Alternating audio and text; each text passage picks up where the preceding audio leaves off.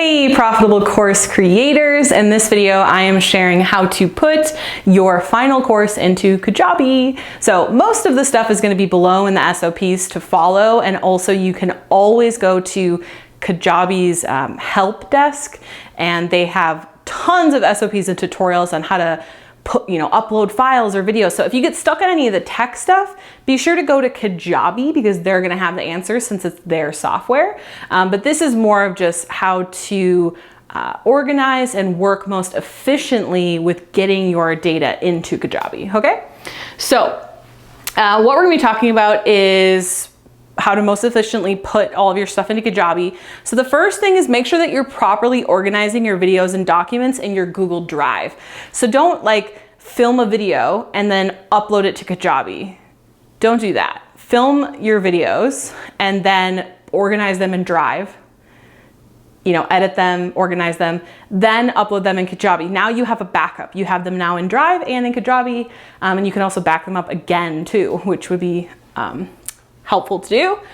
And then also your documents, make sure, so for me in Google Drive, I have a folder called products, then I have a folder called profitable courses, then I have a folder called modules, then I have folders module 1, 2, 3, 4, 5, 6, 7, 8. Then within each of those modules, I have video 1, 2, 3, 4, 5, and then all the SOPs and everything that goes along with it, all organized very, very well in Drive.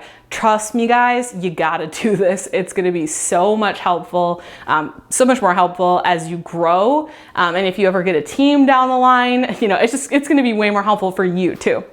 So then, with Kajabi, there's lots of different ways you can organize your stuff inside of Kajabi. And I would highly recommend where you just do it the way that I did it in this course. So I do module 1, then I have all the lessons, and then I have the spreadsheets or SOPs, whatever, within each lesson for that lesson.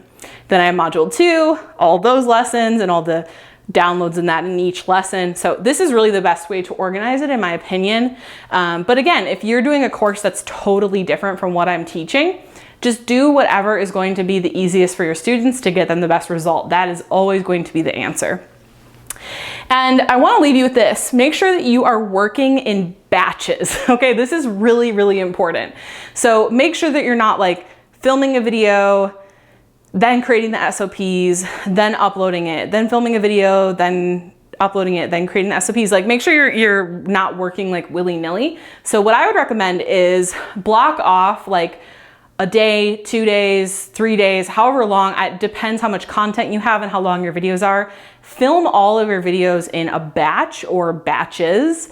So, Erin and I will pick a day and we'll say oh, we're gonna film 6 videos or 12 videos or whatever that is.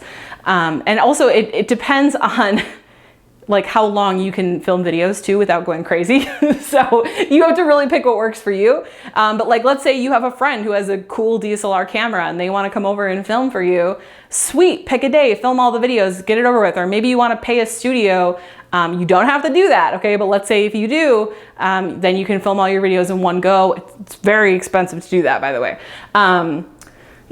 Or you can just, say, hey, or for example, if you're doing the slides with Zoom, you want to spend, work in batches, getting all the slides, everything done first, then go and record all the stuff, then edit the videos, then upload them. Do you see how it's you're working in batches? You're not creating one slide, then recording, then making an SOP, then recording, creating, it's not all over the place. It's working efficiently in batches. And go ahead and put all that in your calendar. So for us, we're okay, we're gonna record this many videos per week, and then the next however many hours is for editing, and then the next however many hours is for uploading, and we put that in our calendar so that we're working in batches, working efficiently, and sticking to our plan as well. So that is how to efficiently put all of your stuff into Kajabi, and I will see you later.